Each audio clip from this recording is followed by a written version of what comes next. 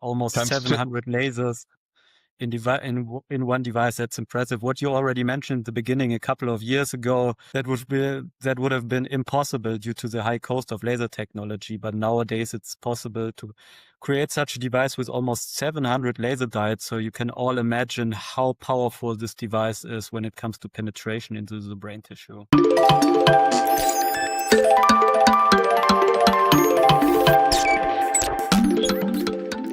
Yeah, hi and welcome to the second episode of the new Light Medicine podcast. So today we are looking into the field of transcranial photobiomodulation or low-level laser therapy, with a main focus today on new technological developments for treating neurodegenerative conditions like dementia or Parkinson's, but also mental issues like depression, anxiety, or burnout. So we are basically looking at regenerating the brain by making use of the regenerative potential of photobiomodulation. So today's episode will be a bit more technical oriented, I would say, especially now that there are so many PBM or LLT devices on the market. It is really important to understand the differences and the most important features to really bring light deep into the tissue. And when we talk about the brain, especially to pass through hair and also bone tissue. So we are very happy to have Eric Djie as our guest today. He's a fantastic and very innovative product designer who already won several awards for his work. I think we met about 6 or 7 years ago when we started to develop new home use devices. And at that time, he became our leading product developer for the new Endolight tool for systemic photobiomodulation of the blood, which is basically a very powerful product. And it is now already used by thousands of patients and physicians worldwide. Yeah, and today he's also basically the brain behind our new WeberBrain device, which we are just about to launch in the next couple of weeks. And so I'm very glad to have him here on the podcast today and to discuss the development of the devices with him. So Eric, can you tell us a little bit more about your background and how the interest in developing medical devices start? First, thanks for inviting me to participate on this podcast. I've been following the podcast for some time with interest. Indeed, we started working together like 7 years ago, and my background is actually in medicine. So I have a bachelor in medicine. That's how I started off a long time ago. Too long time, let's say 14 years ago. And afterwards, I made the switch to product development. So I have many years in product development all the way to manufacturing and a wide variety of products, wide variety. But at some point it funneled down back to my old field, medicine, health, which is a very meaningful field to be operating in. And the difference that you can make using the same tools that I've mastered over decades is fantastic. So actually, your project and first engagements with you motivated me to focus purely on medical and wellness. So that's now 7 years ago. Yeah, okay. And our first common development has been the Endolight device, which I already mentioned. So that's like a wearable device which you wear on the inside of your wrist to bring laser light deep into the bloodstream by passing into the arteries. So I think you did a great job with putting those 8 high-power laser diodes into a wristband and to really make systemic laser light therapy possible for home use.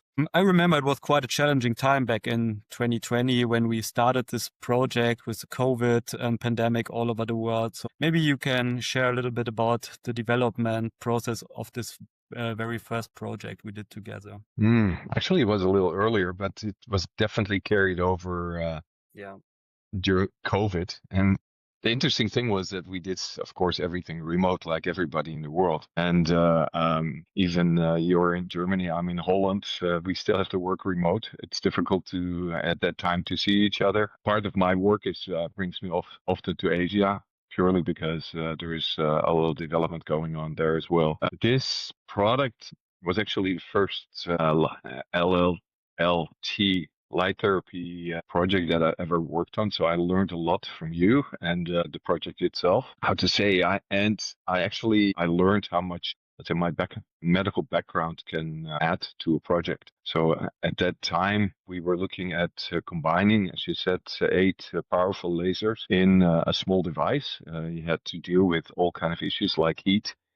You have to take care of safety issues and ergonomics, because you're looking at a user interface that has to be easy to understand. And I think there were some challenges along the way, but in the end, we were able to get it to market in a good way. We won actually a Red Dot Award with this design, which we're all very proud of, the whole team. And so it was a good starting point for our corporation, I would say. Got to know each other. Yeah, absolutely.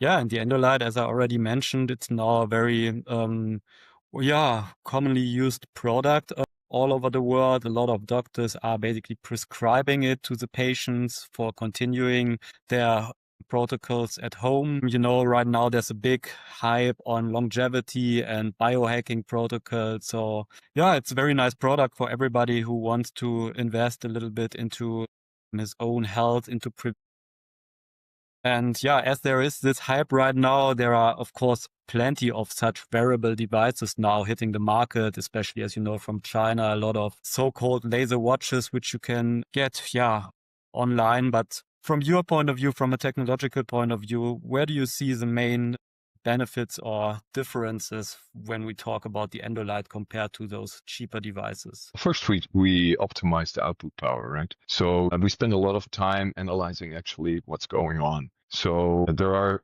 2 main systems, arteries and veins running through your wrist. And you have to be able to hit them quite correctly, because basically you want to hit the bloodstream that rushes underneath these laser modules. And basically what we're doing is energizing the red blood cells, right? The mitochondria in those red blood cells. So if you're not on the right spot, it will be very hard. You're basically shining light on your skin, but it doesn't do much. So the ergonomics, and to make sure that that the fit is correct on your wrist, is kind of essential. And then optimizing the output power is not necessarily an easy thing, because it automatically means that these diodes generate a lot of heat, and heat has to be dissipated through the device. The device cannot get too hot, because that's not safe. The skin contact cannot get too hot either. And then it's all a balance also of battery life. And we're still that's a major thing. So if you optimize the output power, but the battery life is meaningless, then it becomes a problem. So this is all fine-tuning, having a good architecture of the product initially, and then fine-tuning it so that you actually can maximize the different parameters. Yes, yeah. And yeah, as I already said, I think you made a fantastic job. We are getting amazing feedback from doctors, from patients from all over the world. This is not the topic today, but this will be covered in one of the next podcast episodes for sure, where we will have some patients who are using the technology, some doctors who are recommending it, so they can share a little bit more about the clinical insights. Yeah, but as we are mainly focusing to talk about technology today, let's jump to the new brain device development. I think that's what everybody is looking for or waiting for right now. We see tremendous potential with this protocols, with the new devices, especially as we are already working with transcranial laser applications or LED applications with the older helmet type devices for quite a while. We already see good clinical response from patients. Yeah, but on the other hand, we always knew there are many things to improve. And this is actually why we started this second project with you to develop a superior helmet type device with better light delivery deep into the tissue. So yeah, from your perspective, maybe you can talk a little bit about the comparison or the advantages of the new development compared to the older model or compared to the other helmet type devices which are on the market. So it's an interesting question. The first question that you came with over 2.5 years ago, right? We started a long time ago. This has been a very, very long development process, and we're very close to production now, very close. But first questions were around, okay, we have the current Weber helmet. We have good results. But there are a couple of issues with the device. For instance, it's a fixed size. So people with a smaller head or bigger head, it doesn't matter. It's very loose, or you have to use all kind of adapters to make it fit. The other thing is, what you mentioned, is that because of the number of LED diodes that you have, it generates a lot of heat, and cover basically prevents it from dissipating. So we listened well. And then additionally, we found out in our research that hair actually blocks a lot of the light. So that became one of the points of attention for us to have a good look at. So that was roughly the starting point. And as I said, it has been a long project. And I would say the first few months, we actually explored mostly. What are the opportunities? Okay, the challenges we knew, but what are also the opportunities for this technology? Because to build something that's had worn, and we were already looking at lasers because we have good contacts with laser diode makers. So we knew that, let's say, prices of lasers become more affordable. Before it was completely out of reach, and you would automatically have to go to LEDs. But currently, the laser modules are actually dropping in price, and the difference is not immense anymore. But the advantage of a laser, especially for the treatment of brain, are tremendous. Because what you're looking at, and interrupt me when I'm going too far off in one direction, but what you're looking at is penetration of the skull first. First, you have to pass the hair, but then you have to pass the skull, and certain wavelengths can do this, specifically near infrared. And that's what you want to do. Otherwise, you never reach brain tissue. So laser specifically, because of the focused beam of laser, has a great advantage over LED, which spreads out very wide. So when you hit the skin with LED, you just hit it with a small percentage where you actually want to hit it. And laser is much more focused. So after, I think it was 3-4 months, I mean, regularly we came together, because this has really been a team effort of your team in Germany and us working from different places, basically. We come together regularly and update each other of new insights and new ideas. And then after, I think it was 4 months, we sort of started to funnel it to something that became, okay, we can go in this direction. Also regarding user interface and basically how you could control these large number of diodes. At this moment, we didn't specify yet how many it could be, but we already had an idea it was going to be a large number of diodes. What can you do with this? So, okay, you can turn the whole thing on and off. That's one thing. But we know that different brain regions have different functions. They react different to light. There's a lot of theories out there, and different people want to experiment with this. So then we basically landed on the idea, okay, let's make this product not just a physical product with diodes and all kind of advantages over the current system, but also make it suitable for people that have different theories, have different insights about laser therapy, so that they can optimize their application with the product according to their insights. So that's basically, let's say, after 4 or 5 months, the starting point that we really started to go into the more design phase after deciding together, again as a team, because it's really an effort that we've been engaged in very closely together. Yeah.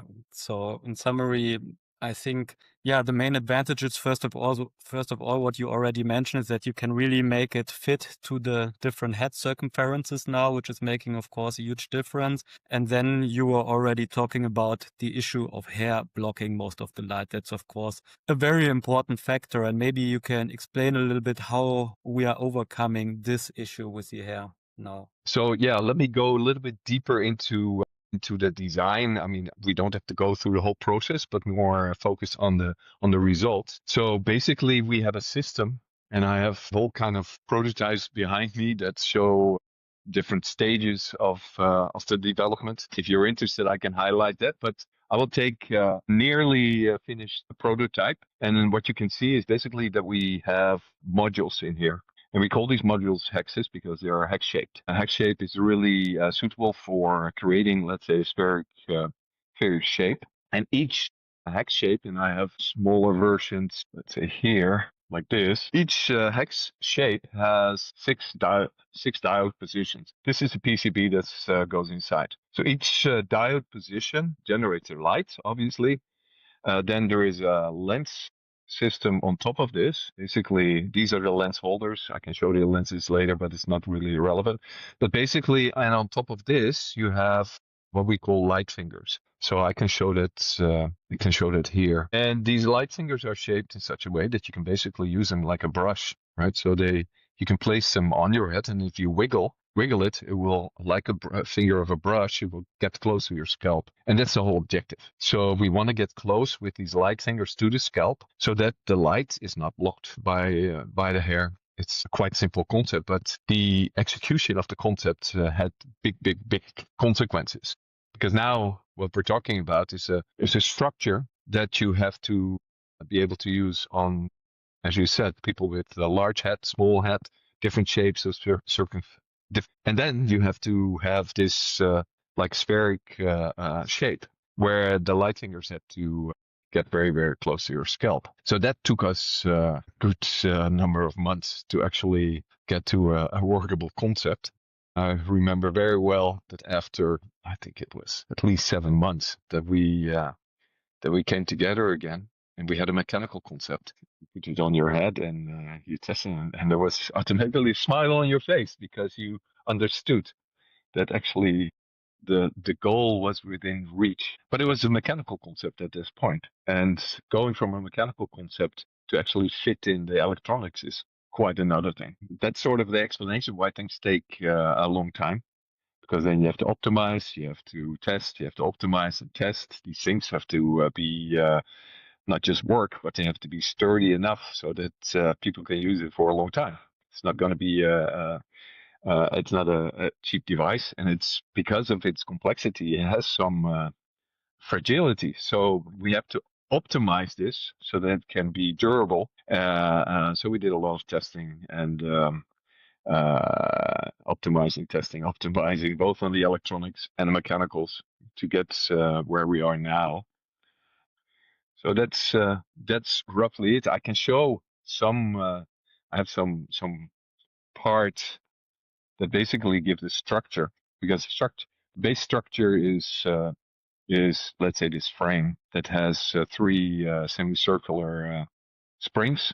I can show this because it's patent pending, so we feel comfortable to show this. Of course, there's a lot of details in there that I won't discuss, but that are relevant. But basically, this is the framework on which we hang what we call the hex groups. And ultimately, everything is springy so that it can accommodate what I said, the different shapes. It can accommodate different sizes because you can see everything slides open, it hinges, etc. And that's necessary to make this fit really well. So here, this is the same structure, but then with plastic housings around it. So there's electronics in each of these housings here on the top, here as well, and the front and the back. So there's cabling going through all these elements, so that everything comes together to this side, where a big USB cable, but a specialized USB cable comes in and goes to what we call a wireless device controller that talks to app on your phone or to a remote control that you can use as well. Yeah,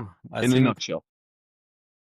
I think this mechanical structure is already amazing because it's overcoming so many issues we had before. Like what you mentioned, that you can really cover the whole head with all those different laser diodes, and you directly have them directly sitting on the skull, and not like before where you have a couple of lasers directly maybe on the skull, but then with a bigger distance to the skin or to the skull, and therefore you don't have good penetration in those areas. So yeah, with the mechanical fitting and then also those light fingers to go beneath the hair, I think we are already getting a significantly higher amount of light photons deep into the tissue. And this is, of course, pretty amazing. Already this step is amazing. But then, of course, we also have the difference now. We are using real laser technology optimized by a lens system, which you already talked about briefly. So lasers compared to LED, you already talked a little bit about the better penetration, the better focusing. Yeah, maybe you can also explain a bit about the different wavelengths we are using and yeah, about this whole lens system with the different wavelengths. Yes. So, I mean, the way that we split up the project is that Weber, of course, Weber Medical, with all its experience in laser, is providing us with the guidance to choose the laser wavelength. We have three types, basically. One is red, 680 nanometer. And then we have near infrared, 808 nanometer, and 1064 nanometer, each with different clinical evidence for efficacy in what you mentioned before. So the team feels very comfortable with that selection because it's grounded in science and evidence, which is important. So the choice for wavelengths comes with its own challenges, because even though first, near infrared you cannot see with the naked eye. Red, obviously you can, but there's additional issues with light of different wavelengths, because as I showed you before, the light finger made of a plastic, transparent plastic, you would say, okay, transparent plastic is transparent, so it lets through light. This is true in the visual spectrum, but not necessarily in near infrared. So the choice of material is very, very critical. So the light finger that we have now is made of a material that's both biocompatible, which is of course very important, but also allows for the transmission of all three wavelengths at a very, very high percentage. Typically, plastics like PMMA or PC have a cutoff after around 1,000. So if you would use the wrong material, you basically have a situation where the 1064 becomes close to zero, meaningless. So the choice of material is very, very critical. Furthermore, what I can say is that put a lot of effort in optimizing the light finger itself. Besides the shape, you want to make sure that it's hygienic. And we have several scenarios for that. But one that we are very comfortable about, which it is actually multi-scenario, several scenarios that you can use. One of the ways that we recommend cleaning the unit is basically spray an air gun to get rid of loose material, right? But the parts where it actually hits the skin, you could clean this regularly. Now, one way of doing that is basically removing the light finger cap. So we made a little tool to remove this easily, so that the end user can either clean this or, and that's an important part, because every plastic over time has the potential of degradation. There's always UV in the light that has some impact. But the other part of our hygiene scenarios that we developed, Weber UV, which is basically a device that can be used in clinics where you can put the helmet in, and it does in 3 or 4 minutes run use UV to basically disinfect this area. Now, the good thing is that it's very convenient because you can run it between sessions. The downside is that, let's say, after a month or so, you will have to replace these fingers. That's why we have made it easy to remove, and we are preparing replacement sets so that people can keep their device up and running, especially in clinical situations. At home, you can do this as well, but you don't have to do it that often, maybe once a year or so. So what else can I say? There's a lot of thought in the whole process, setting it up, cleaning it, keeping it good in a clinic. The same disinfection device, the Weber UV, can also be a display, because we have made some attractive light that shows we use LED in the device itself to shine, to project light from underneath. So if the unit is inactive, it acts as a display, which is very pleasant for people, for the doctor to show off the device and put some attention on that.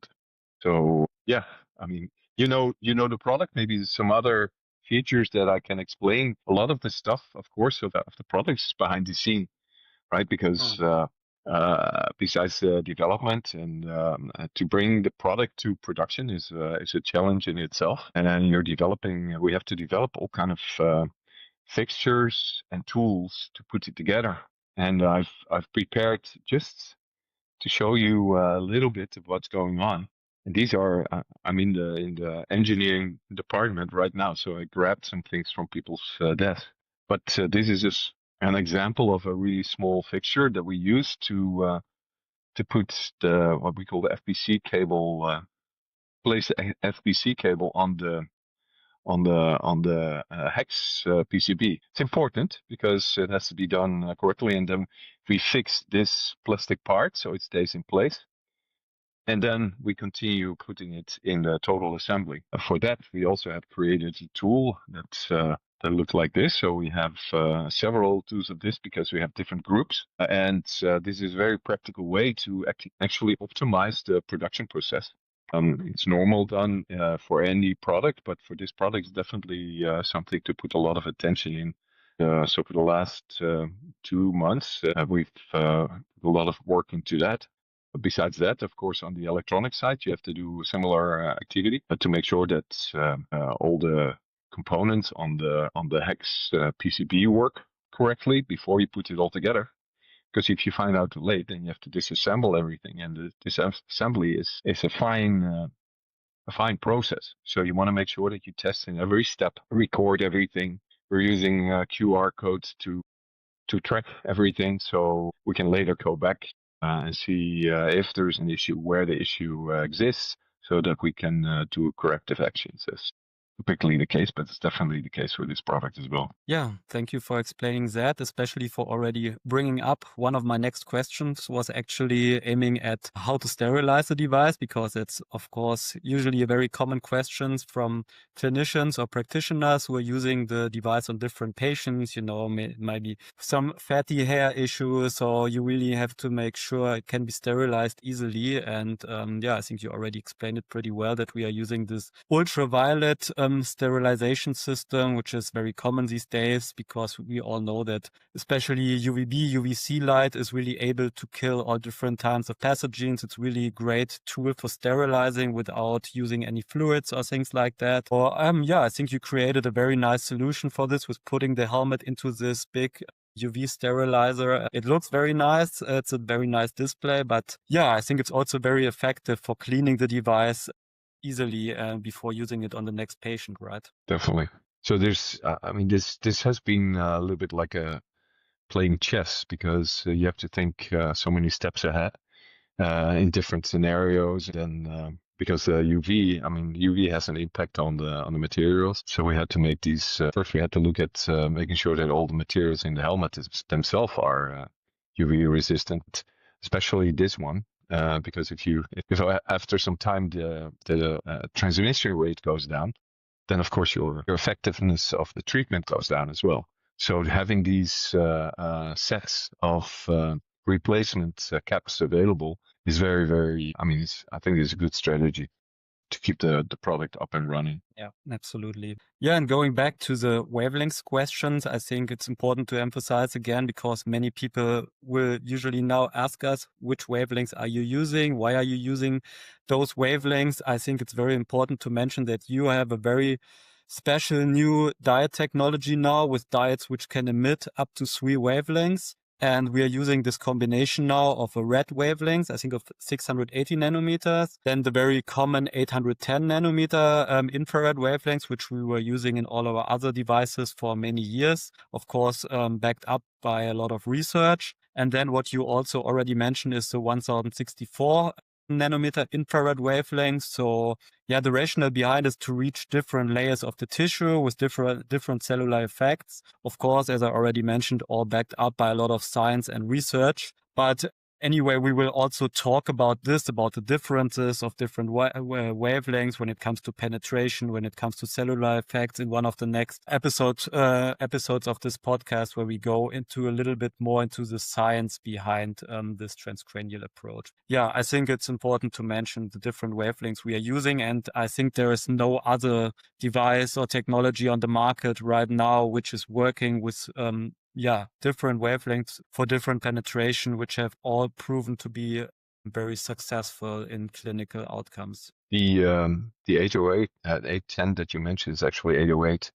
The description is a little bit, there's an overlap. It's just to make sure. Right. Yeah. And yeah, then for operating the device, you also already mentioned briefly that I think we will have two options: by a relatively simple device controller, or you have the option to use a specially designed app on your phone or tablet where you can basically create your own protocols, target different areas of the brain with different settings, right? Correct. And of course we have to mention that we have two different versions of the headborn design, or the system as well. So we have the home version and the pro version. The home version is basically how to explain. Basically, as I mentioned, we have 6 positions on the hex board, 6 diode positions. The difference between the home and the pro is basically that in the case of the pro, each position has 3 wavelengths and basically 3 diodes that burst at 20 milliwatt output power each of them. Each position has basically 60 milliwatt output power divided up in these 3 wavelengths: 680, 808, 1064. In the case of the home, these 6 positions are actually alternated. So you have the opposite sides that have the same wavelength. So we have 680, then we have 808, and then we have 1064. So basically the difference is that the Pro is 3 times as powerful, so to say. Each position has these three diodes, 3 wavelengths bursting at 20 milliwatt each. So basically 60 milliwatt. In the case of the home, we have 20 milliwatt, 20, 20, 20. And then we have alternating 680, 808, and 1064. 680, 808, 1064. So that's the main difference on the device side. On the app side, we have a different way of controlling it.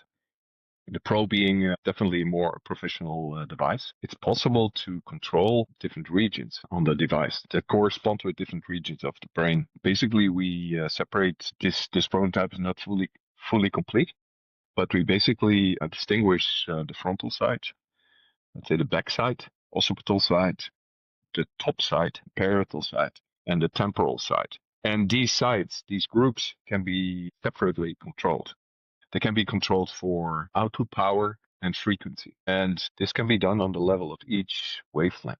So doctors can now start very accurately prescribing or composing a certain palette of these 3 wavelengths at different locations and at different output powers and potentially different frequencies even. And it is done through a very nice user interface. We spent a lot of time on this and getting it right. Very proud of this in the end.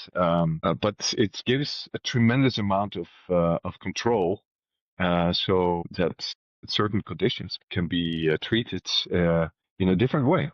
I'm not a clinician. I have my bachelor in medicine, but I don't dare to venture off too far in making statements of therapeutic type. But I've heard people talking about the value of only using the circular area on the brain and not specifically not the parietal area. That could be hugely beneficial.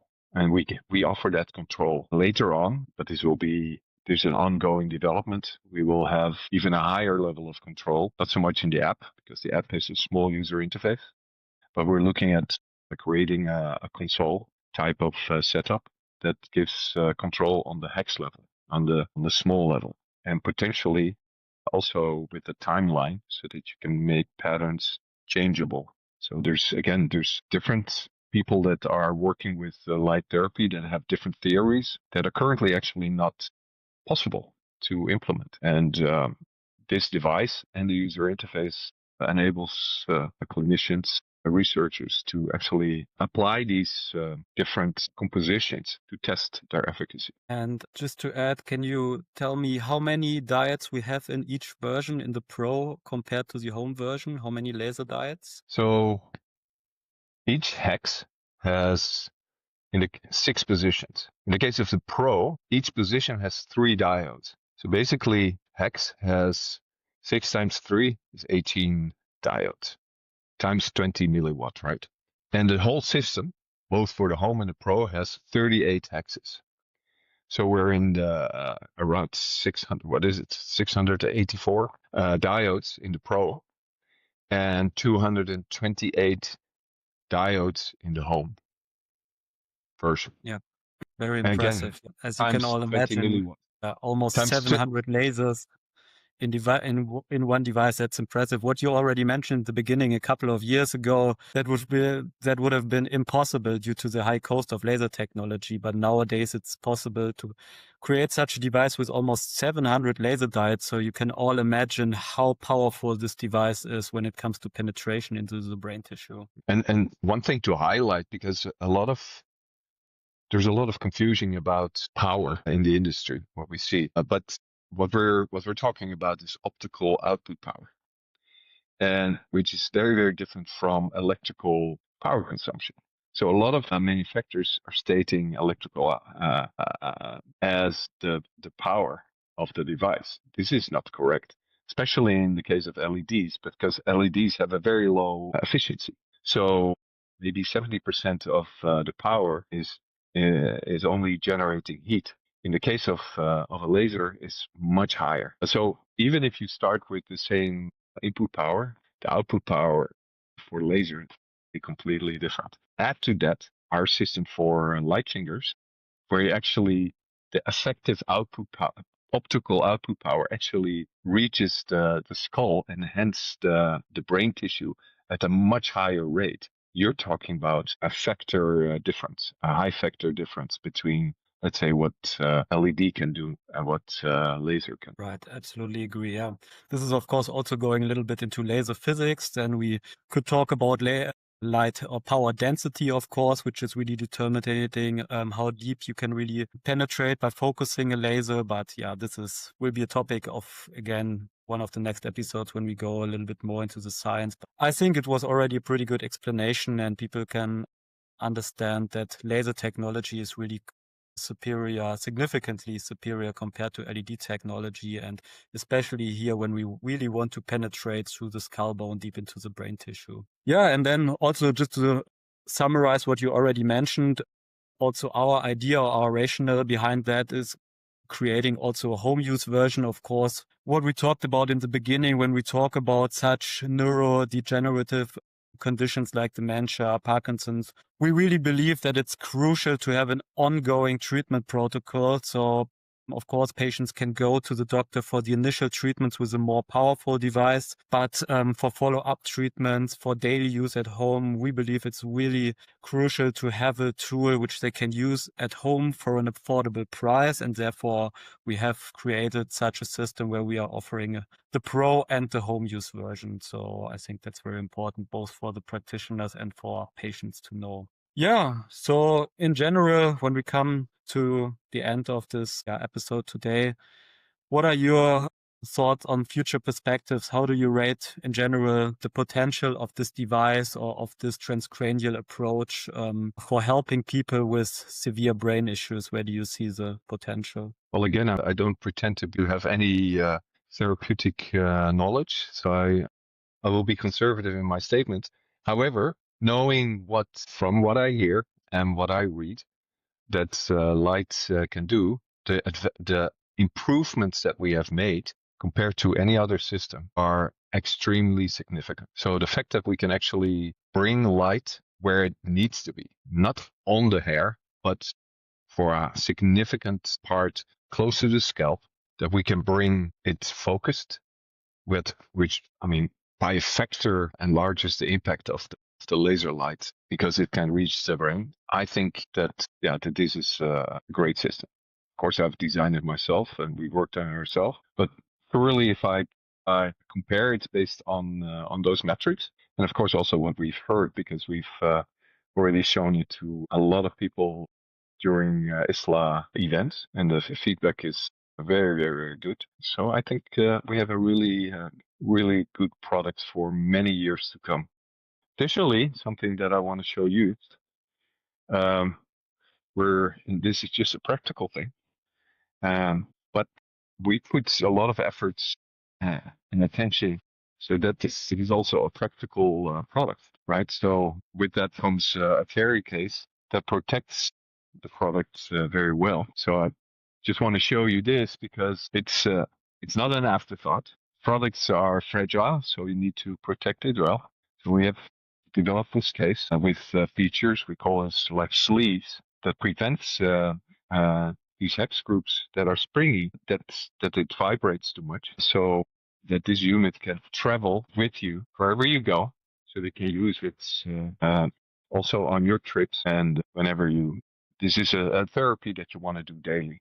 So this one is one visually. I mean, it's a practical item that will just enlarge the impact. Yeah, looks very nice. And I know you're always finding very good and practical solutions.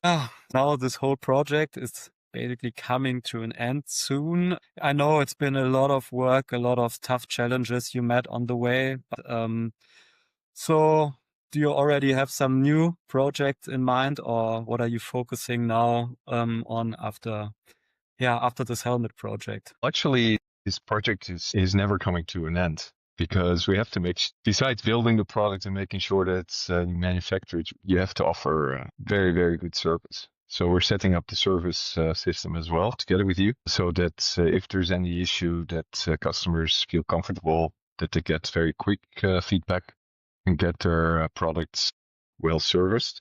Of course, on the development side, I think we've been talking about the project that I probably cannot disclose, but maybe yes, maybe no.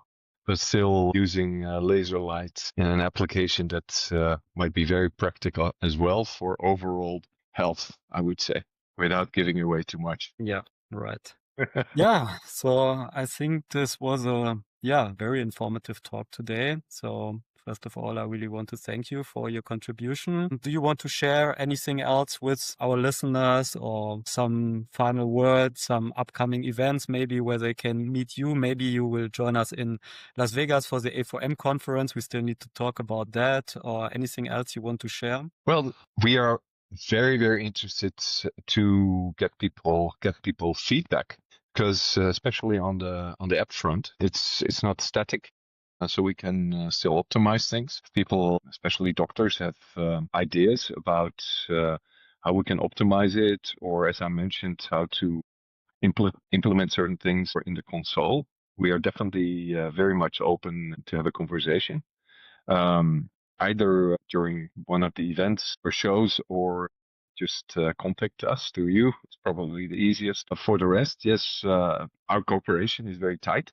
So please don't contact us to say, hey, what you learned from Weber, can you do this for us? No, our cooperation is very tight. We are like very close partners. So consider us part of the Weber team.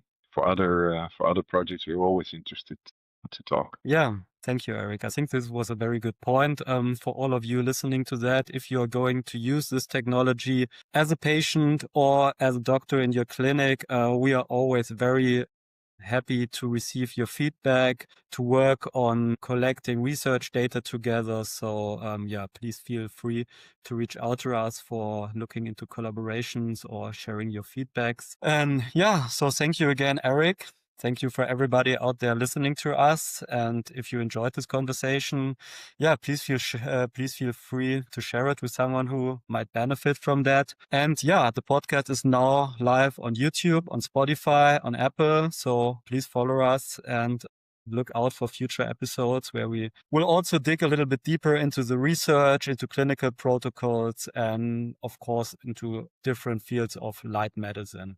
Thank you.